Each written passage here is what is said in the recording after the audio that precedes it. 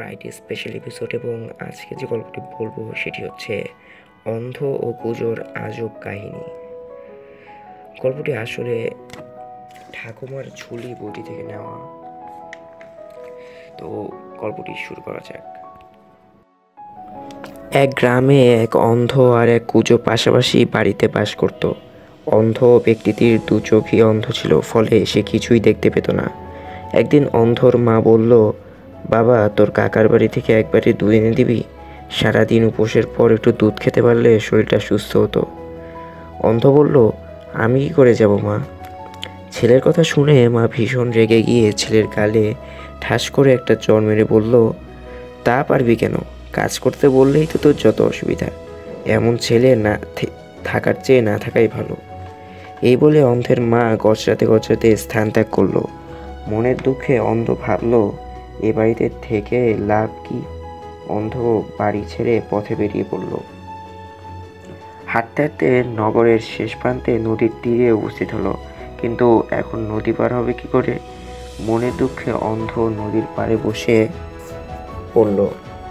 এমন সময় এক কুজো নদীর দিকে আসছিল। অন্ধকে পাড়ে বসে থাকতে দেখে সে সামনে গিয়ে জিজ্ঞাসা করলো, অন্ধ ভাই, তুমি এখানে কি করছো? তোমার চোখে জল কেন? অন্ধ চোখ জল মুছতে মুছতে বলল, কে, কুজো ভাই নাকি? কুজো ভাই বলল, হ্যাঁ। তুমি এখানে বসে আছো কেন? তখন অন্ধ তার মায়ের কথা খুলে বলল। চিরদিনের জন্যে বাড়ি ছেড়ে চলে এসেছে, তাও তা বলল। সব শুনে কুজো বলল, আমারও একই ব্যাপার ভাই। হাত থেকে একটা গ্লাস মাটিতে পড়ে ভেঙে গেছে বলে বাবা আমাকে কি মারটাই না মারলো। তাই মনের দুঃখে এই দেশ ছেড়ে চলে আসছি। এই বলে কুজো অন্ধের হাত ধরে নৌকায় চেপে বসলো। ওপারে পৌঁছে দিয়ে মাঝিদের কাছে পয়সা চাইলো। পয়সার কথা শুনে কুজো করুণ কণ্ঠে বলল, দেখ বাবু, আমরা এই দেশ ছেড়ে চলে যাচ্ছি। আমাদের কাছে একটাও টাকা পয়সা নেই। যদি কোনোদিন ফিরে আসি, সুদ সমেত তোমার পয়সা মিটিয়ে দেব। মাঝি লোকটি ভালো ছিল। মনে মনে ভাবলো, একজন কুজো, অন্যজন অন্ধ, ওরা পয়সা পাবে কোথা থেকে? মাঝির হাত থেকে ছাড়া পেয়ে দুজনে হাঁটতে লাগলো। একসময় ক্লান্ত হয়ে অন্ধ বলল, ভাই কুজো, এখনো কি অন্ধকার হয়নি? কুজো বলল, সূর্য ডুবে গেছে, তবে এখনো আলো আছে। তবে তো এখন থামতে হয় বন্ধু, এরপর অন্ধকার হয়ে গেলে আর পথ চলতে পারবো না। আশেপাশে কোনো বাড়ি দেখতে পাচ্ছ? কুজো চারদিকে চোখ বুলিয়ে বলল, একটা কুঁড়ে ঘর দেখতে পাচ্ছি। তবে সেখানেই চলো, আজকের রাতটা কাটানো যাক। দুজনে উপস্থিত হলো কুঁড়ে ঘরের সামনে। কুজো চিৎকার করে ডাকতে লাগলো, ভেতরে কে? আমরা বড্ড বিপদে পড়েছি। অন্ধ আর কুজোর ডাকাডাকিতে গৃহস্বামী বেরিয়ে এসে জিজ্ঞাসা করলো, কাকে চাই? অন্ধ বলল, মহাশয়, আমরা অনেক দূর থেকে আসছি, পথশ্রমে ক্লান্ত হয়ে পড়েছি। অনুগ্রহ করে রাতটুকু যদি আপনার বাড়িতে আমাদের আশ্রয় দেন তবে বিশেষ উপকার হয়। গৃহস্বামী খুব দয়ালু ছিল। একজন অন্ধ আর একজন কুজোকে দেখতে তার মনের দয়া হলো। সে বলল, কিন্তু আপনারা কি আমার এই কুটোরে থাকতে পারবেন? আমরা ধোপা। অন্ধ লজ্জিত হয়ে বলল, ও কথা কেন বলছেন? আমাদের সকলের একমাত্র পরিচয় আমরা মানুষ। গৃহস্বামী বলল, আমাদের যদি কোনো আপত্তি না থাকে থাকতে পারেন। গৃহস্বামী তাদের ভেতরে নিয়ে খাওয়া থাকার বন্দোবস্ত করে দিল। ভোর হওয়ার সাথে সাথে অন্ধের ঘুম ভেঙে গেল। কুজোকে জাগিয়ে বলল, ভাই, রাত কত প্রহর হলো? কুজো বলল, ভোর হতে চলল। তবে আর আমাদের এখানে থেকে লাভ কি? চল বেরিয়ে পড়ি। ঘরে নেওয়ার মতো কিছু আছে? কুজো চারদিকে চোখ বুলিয়ে বলল, দুটো কাপড় আছে। অন্ধ বলল, তাই নিয়ে চলো। অন্ধকার থাকতে থাকতে দুজনে রাস্তায় বেরিয়ে পড়ল। একসময় বেলা পড়ে গেল। গতদিনের মতো তারা আবার আশ্রয় নিল এক চুনরির বাড়ি। পরদিন ভোরবেলা চুনরির বাড়ি ছাড়ার সময় অন্ধ বলল, ভাই কুজো, নিয়ে যাওয়ার মতো কিছু আছে? কুজো চারদিকে চোখ বুলিয়ে বলল, চুনরির বড্ড কৃপণ, ঘরে কিছুই রাখেনি, শুধু একবার চুন পড়ে আছে। অন্ধ বলল, কোথায় কখন কি প্রয়োজন হয় ওই চুনই নিয়ে চলো। সেদিন রাতে তারা আশ্রয় নিল এক ঢুলির বাড়িতে। ভোর হওয়ার সাথে সাথে অন্ধের ঘুম ভেঙে গেল। কুজোকে ঘুম থেকে তুলে বলল, ভাই, মনে হচ্ছে ভোর হয়ে গেছে, চলো এখনই বেরিয়ে পড়ি। ঘর ত্যাগ করার সময় কুজো বলল, ভাই একটা ফাটা ঢোলক পড়ে আছে, নেব? অন্ধ বলল, নিয়ে নাও। ফাটা ঢোল নিয়ে আবার তারা যাত্রা শুরু করলো। সেদিন রাতে আশ্রয় নিল এক নাপিতের বাড়ি। নাপিত অতিথিদের সমাদরে আশ্রয় দিল। পরদিন ভোরবেলা কুজোর ঘুম ভেঙে গেল। অন্ধ বলল অন্ধকে, ভাই, প্রতিদিন ঘুম তুমি আমাকে ডেকে তোলো, আজ আমার ঘুম আগে ভেঙেছে, চলো বেরিয়ে পড়ি। অন্ধ ঘুম থেকে উঠে বলল, এ ঘরে কি আছে? একটা ভাঙা খুর, নিয়ে চলো, কখন কি দরকার হয় না হয়। ভোর থাকতে থাকতে দুজনে আবার বেরিয়ে পড়লো রাস্তায়। হাঁটতে হাঁটতে একসময় অন্ধ জিজ্ঞাসা করলো, আচ্ছা কুজো ভাই, আমরা কি কি জিনিস পেয়েছি? কুজো থলে খুলে বলল, দুখানা কাপড়, এক ভাঁড় চুন, একটা ফাটা ঢোলক, একটা খুর। অন্ধ বলল, এগুলি যত্ন করে রেখো। দুজনে হাঁটতে হাঁটতে যখন ক্লান্ত হয়ে পড়ে তখন একটা গাছের ছায়ায় বিশ্রাম নেয়। এইভাবে একসময় রাতের অন্ধকার নেমে আসে। অন্ধ জিজ্ঞাসা করলো, কুজো ভাই, আমরা এখন কোথায় এলাম? কুজো বলল, কোনো লোকজন তো দেখতে পাচ্ছি না, তবে সামনে একটা বিরাট বড় অট্টালিকা রয়েছে। কুজো বলল, ভাই অন্ধ, এত বড় অট্টালিকায় কি আশ্রয় মিলবে?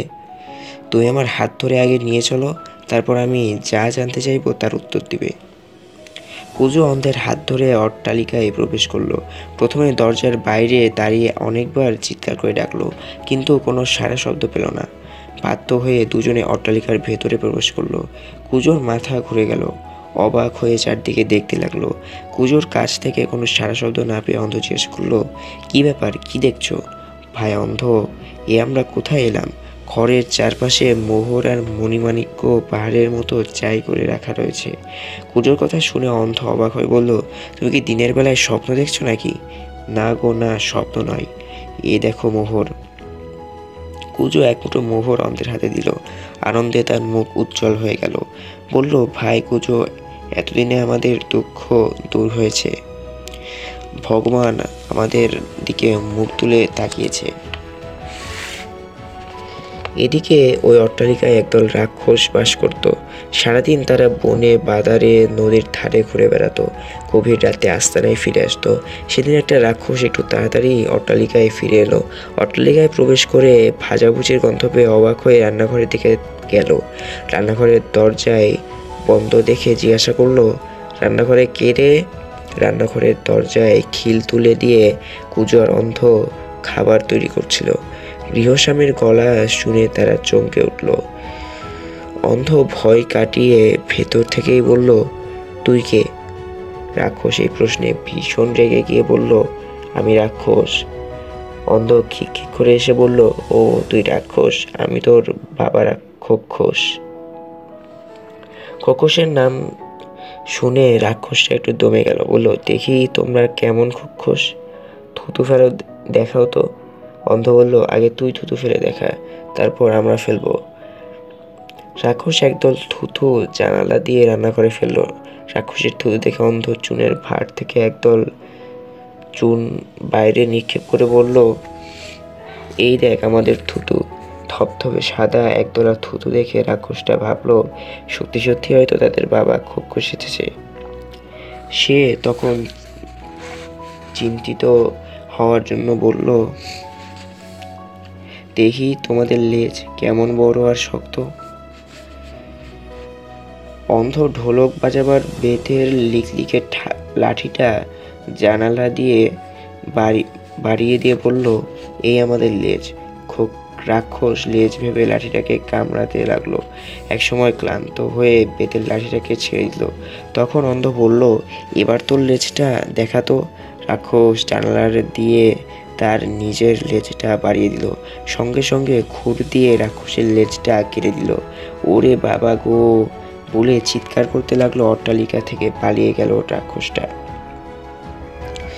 রাক্ষসটা পালিয়ে গেলে অন্ধ বলল, ভাই কুজো, এখানে থাকা ঠিক হবে না, চলো এক্ষুনি এখান থেকে পালিয়ে যায়। হয়তো রাক্ষসটা তাদের দলবল নিয়ে ফিরে আসবে, তখন আর নিস্তার নেই। কিন্তু ভাই, এত সব মোহর মাণিক্য ফেলে চলে আসবো? কুজোর কথায় অন্ধ বলল, তা কেন? ধোপার ওই দুটো কাপড়ের মধ্যে যত বড় মোহর আর মানিক্য বেঁধে নাও। ধোপা দুটো কাপড়ের মধ্যে কুজোর বোঝাই করে মনোমাণিক্য বেঁধে নিল। তারপর তারা অট্টালিকা ত্যাগ করে আবার যাত্রা শুরু করলো। যে পথে অট্টালিকায় প্রবেশ করেছিল সে পথে গেল না, অন্য পথ ধরে ওরা ঊর্ধ্বশ্বাসে ছুটতে লাগলো। অন্ধের জন্যই তাদের দেরি হতে লাগলো। কুজো অন্ধের হাত ধরে এগিয়ে নিয়ে যাচ্ছে। অনেকটা পথ যাওয়ার পর ওরা দাঁড়িয়ে পড়লো। শুনতে পেল মেঘের গর্জনের মতো রাক্ষসদের ভয়ঙ্কর চিৎকার। এই পথেই তারা আসছে। কুজো থরথর করে কাঁপতে কাঁপতে অন্ধকে বলল, ভায়া, এবার কি হবে? ওরা যে আমাদের গিলে খাবে। অন্ধ বলল, এত ঘাবড়ালে কি চলে? আমি যা জিজ্ঞেস করছি তার উত্তর দাও। আশেপাশে কোনো বড় গাছ আছে? কুজো বলল, একটাই মাত্র তাল গাছ আছে। অন্ধ প্রফুল্ল চিত্তে বলল, চলো আমরা গাছের উপরে উঠে বসি। এই বলে তারা দুজন তাড়াতাড়ি গাছের উপরে উঠে বসলো। এদিকে রাক্ষসের দল তাদের খুঁজতে খুঁজতে তাল গাছের নিচে হাজির হলো। তাল গাছের উপরে কুজো অন্ধের গলা জড়িয়ে ধরে কাঁপতে কাঁপতে বলল, ভাইয়া, ওরা গাছের নিচে এসে পড়েছে, এবার কি হবে? অন্ধ সান্ত্বনা দিয়ে বলল, ভয় পাওয়ার কিছু নেই, রাক্ষসেরা তাল গাছে চড়তে পারে না। রাক্ষসের দল সেই লেজ কাটা রাক্ষসটিও ছিল। হঠাৎ সে দেখতে পেল গাছের উপরে দুজন জড়সড় হয়ে বসে আছে। সঙ্গে সঙ্গে চিৎকার করে দলপতিকে বলল, ওই তাল গাছের উপর খোকস দুটো বসে আছে। দলপতি তখন চিৎকার করে বলল, আই বেটা, গাছের নিচে নেমে আয়, তোরা কেমন খোকস দেখি একবার। অন্ধ খিক করে এসে বলল, যদি ক্ষমতা থাকে গাছের উপরে উঠে আয়। রাক্ষস দল সমস্যায় পড়ে গেল। লেজ কাটা রাক্ষসটা রাগে ক্ষোভে বলল, আমি তাল গাছ ধরে নিচে বসছি, তোমরা এক এক করে আমার কাঁধে চড়ে বসো। দলপতি ভেবে দেখলো প্রস্তাবটা মন্দ নয়। সঙ্গে সঙ্গে এসে বলল, এই ভালো, তোমরা একে অপরের কাঁধে চড়ে খোকস দুটিকে নিচে নামিয়ে আনো। লেজ কাটা রাক্ষসের কাঁধে লাফিয়ে এক রাক্ষস উঠে গেল, তার কাঁধে আরেক রাক্ষস, এইভাবে ধীরে ধীরে উপরে উঠতে লাগলো। এদিকে কুজো রাক্ষসদের কাণ্ড দেখে ভয়ে অন্ধের গলা জড়িয়ে ধরে বলল, ভাই, এবার কি হবে? রাক্ষসরা যে একে অপরের কাঁধে চড়ে উপরে উঠে আসছে। অন্ধ বিরক্ত হয়ে বলল, ফ্যাচ ফ্যাচ করছো কেন? যা বলছি মন দিয়ে শোনো। যখন দেখবে আর একটা রাক্ষস কাঁধে উঠলেই আমাদের ধরতে পারবে, তখন আমরা চুল টানবে। এই বলে অন্ধ তাল গাছ থেকে একটা তাল ছিঁড়ে তার মধ্যে চুন মাখাতে লাগলো। এদিকে আরেকটা রাক্ষস কাঁধে উঠলেই তাদের ধরে ফেলতে পারবে। তখন কুজো অন্ধের চুল ধরে জোরে টান দিল। আচমকা এত জোরে টান দেওয়ায় অন্ধ চিৎকার করে বলল, এত জোরে টান দিলি কেন? তোকে মজা দেখাচ্ছি। এই বলে সেই চুন মাখার তালটা সজোরে নিক্ষেপ করলো মাটিতে। নিচের লেজ কাটা রাক্ষসটা ভাবলো খোকস হয়তো ভীষণ রেগে গেছে। সাদা তালটা দেখে সে আরো বেশি ভয় পেয়ে গেল। সঙ্গে সঙ্গে ফড়িকি মরি করে কাজ সরিয়ে দে, ছুট। বাস, আর যাই কোথায়। তাল গাছের মতো হুড়মুড় করে রাক্ষস দল মাটিতে পড়ল। দলপতি ত্রাহি ত্রাহি রবে চিৎকার করে বলতে লাগলো, যদি প্রাণ বাঁচাতে হয় তবে খোকসদের হাতের বাইরে চলে যাও। এই বলে দলপতি পেছন ঘুরে ঊর্ধ্বশ্বাসে ছুটতে লাগলো।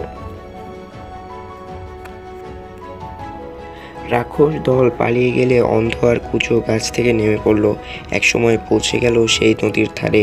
কুজো নদীর তীরে বাঁধা অবস্থায় একটা নৌকা দেখে আনন্দে উৎফুল্ল হয়ে গেল। বলল, ভাইয়া, সেই মাঝি নৌকা নিয়ে দাঁড়িয়ে আছে, ভালোই হলো।